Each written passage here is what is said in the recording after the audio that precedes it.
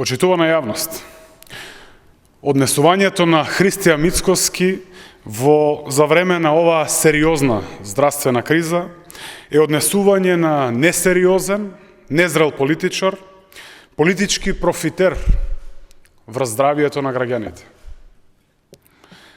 Мицкоски лажеше дека немало доволно тестови за коронавирусот.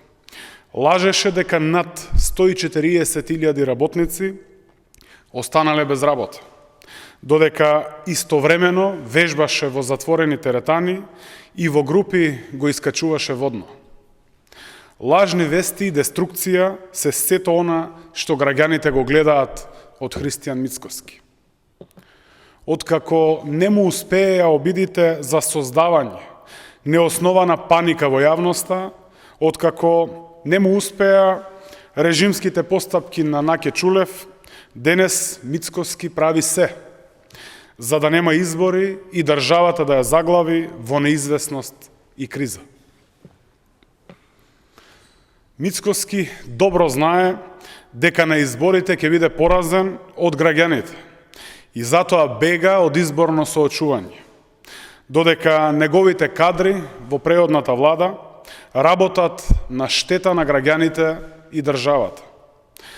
Тоа не е ништо друго, освен срамно политичко профитерство од страна на незрелиот и неодговорен Христијан Мицкоски.